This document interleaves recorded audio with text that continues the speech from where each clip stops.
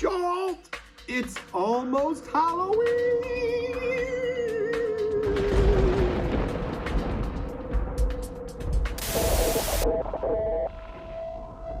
Hey guys, so it is almost Halloween. Woo-hoo, so much candy! And at Halloween, that means everybody wants to talk about the weird, the spooky, the scary, the creepy. And you want to know what's really scary? I mean, like really terrifying?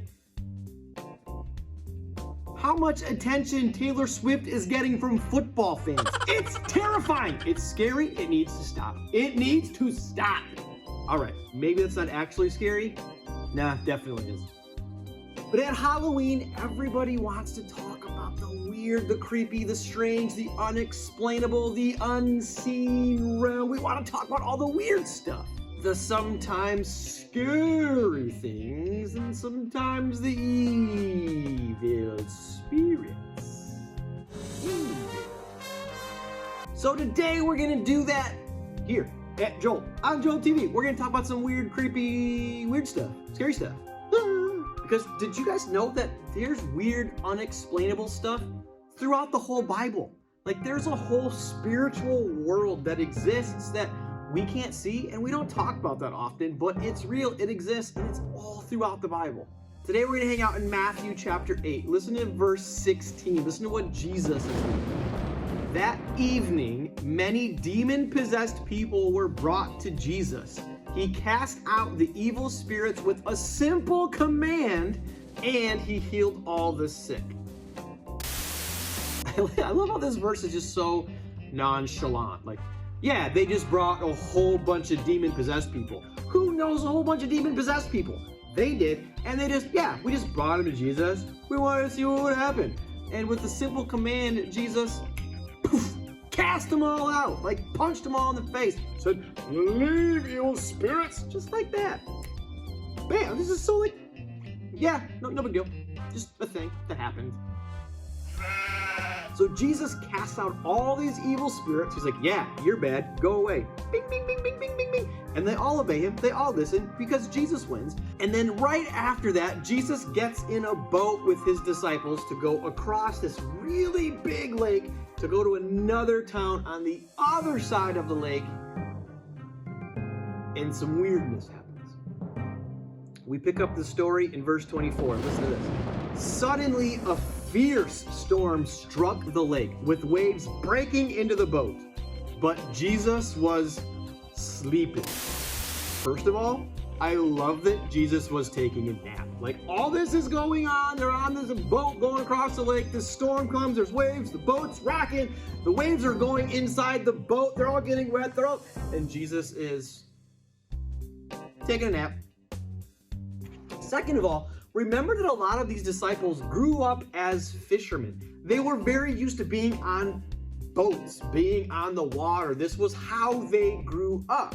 So the fact that this storm surprised them, this big of a storm, and that they were really scared, it's a little strange.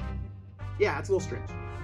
And the disciples got scared, like really scared. Like when they keep putting Taylor Swift on TV during football games, scared. Stop it already! They were probably also confused at why is Jesus taking a nap? Like, this is a big storm. Jesus, wake up! So they wake Jesus up. They're like, Jesus, we're gonna drown, do something. And listen to Jesus's response. Jesus responded, why are you afraid? You have so little faith. Huh? Like, what does faith have to do with this storm and wind and waves that are gonna make your boat tip over and you all drown? Seems weird. Then Jesus got up and rebuked the wind and the waves. Like, what does that even mean? He rebuked them? That's weird too. And as soon as he rebukes them, there is great calm. Storm stops, the wind stops, the waves all stop, and there is just calm. The disciples, they did not stay calm. They were like, whoa! They were so happy because they thought they were gonna die, and now they're not gonna die. And they were amazed because Jesus just did something crazy. The disciples were amazed, and they said, who is this man that even the wind and the waves obey him? Huh? So maybe it's just me. Maybe it's just me. But this story, this storm doesn't feel like they're talking about a storm. It feels like they're talking about a person, right?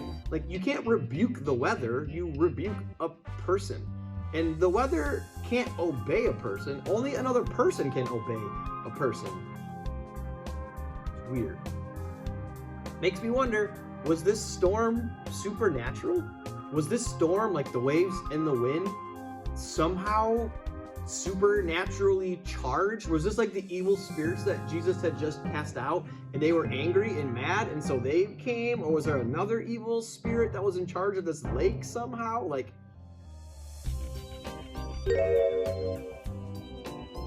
Jesus wakes up on a boat in the middle of a storm, says, "Why don't you have any faith?